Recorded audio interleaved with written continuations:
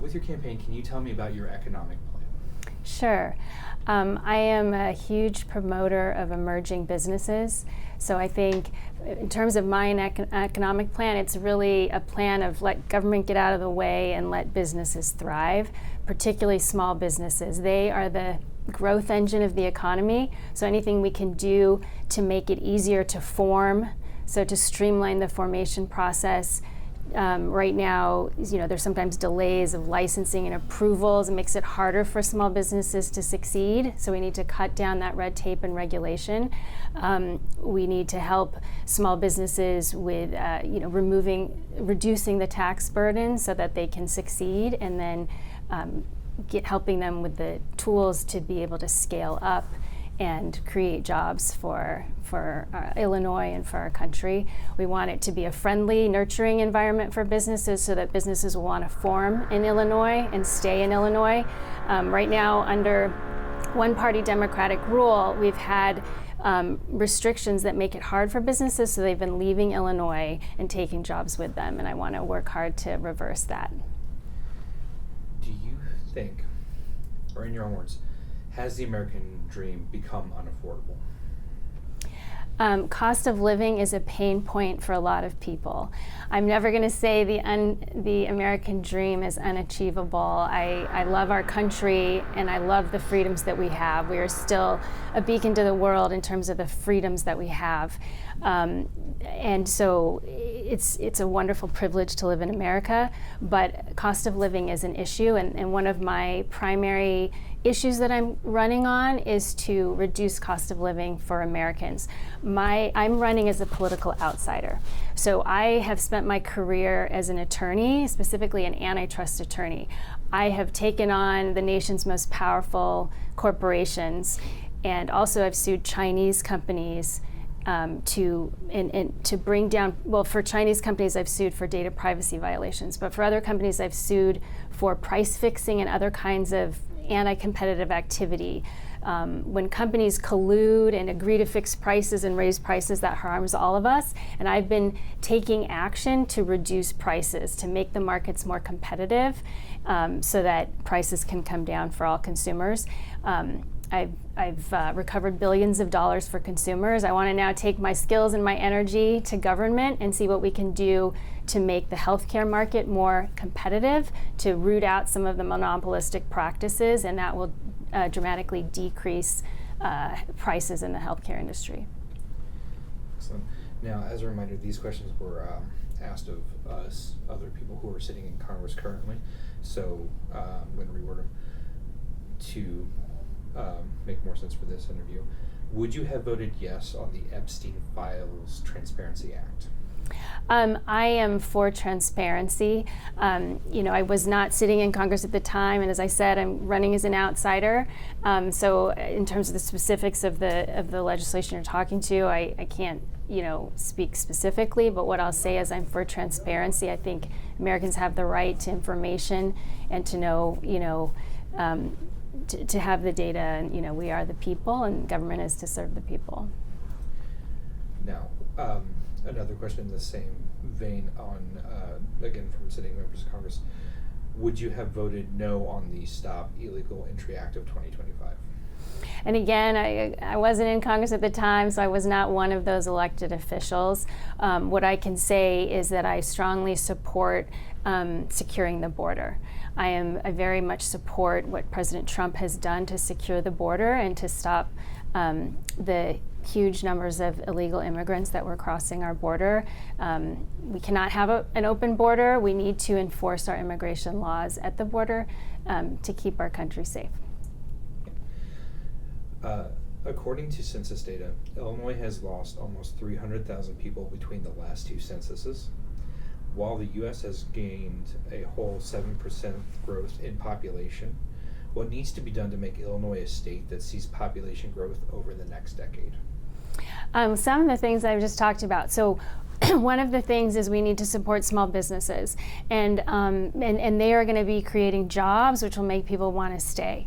Another thing that I would like to work on at the federal level is attracting more capital to Illinois, and more partnerships between capital, industry, and university. So if we can get these industry-university partnerships at some of our state's great universities, the University of Illinois, Urbana-Champaign, and other campuses, so that there's money invested, there's training students for the jobs of tomorrow, and they're also providing great opportunities for students to innovate and not just get a job, but be leaders in the economy of tomorrow. Now, Senator Durbin was one of the few Democratic senators that voted with Republicans to reopen the government during the shutdown. If you were in that position, would you have done the same? I would have voted with the Republicans. Just again, these were sitting members of Congress, right? So, just as a reminder, I'm going to reword these in real time, and I do apologize if I come off as confusing. Please stop me, and I will clarify for you. Polling data shows that at least 70% of Americans believe biological males should have no place in a women's sport. This past year, Illinois Senators Duckworth and Durbin voted no on the Protect Women's in Sports Act. How would you have voted on that, and what are your thoughts on biological males competing in girls' sports in high schools in Illinois? I believe girls' sports are very important. I was an athlete growing up. My huge part of my life and my high school was participating in sports. I ran cross country and track. I also played on the basketball team, and I know there are biological differences, and I'm definitely in support of protecting girls' sports and not allowing biological males to compete in girls' sports. With the passage of the Big Beautiful Bill this past year, we have gotten a no tax on tips. However, Illinois, along with Maine and the District of Columbia, has decided not to accept that and continue tax on tips. Do you support taxing on tips? I support the president in trying to reduce taxes, and there are so many parts of the Big Beautiful Bill, such as extending the tax cuts, and so I'm very much in favor of extending tax cuts and reducing taxes. Okay, and this is the last question. There are currently multiple bills surrounding artificial intelligence. Many of them bipartisan support. What kind of guidelines, safeguards, and policies do you think the federal government needs to implement to keep Americans safe from AI and to keep Americans from losing jobs to AI? Mm-hmm. That's a great idea. So yeah, I support a few things. One, we need to maintain our leadership in AI for American businesses and innovation, and also for leadership in the world in terms of the economy and national security. So it's very important that we continue to invest in research and innovation in AI and other new technologies. In terms of guardrails for AI, I do like the president issued an executive order not too long ago, basically saying for state initiatives to regulate AI, he's going to have some kind of task force to investigate these and make sure that they're pro-competitive. So we don't want to over-regulate. This is an industry that's growing. It's changing rapidly, like rapidly innovating technologies. We have to be careful about stifling them before they have a chance.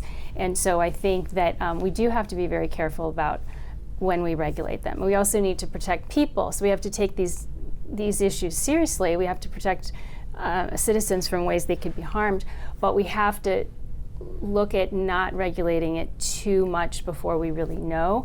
This is an area where common law might work very well. So you can pass a legislation before a harm happens to try to stop it, but another way is to kind of let things play out, see what happens, and then if there's a harm, someone can file a lawsuit, and you can also kind of regulate through common law after you have a set of facts, after you know what's going on. So you don't snuff out a technology too soon, but you also compensate people for harms.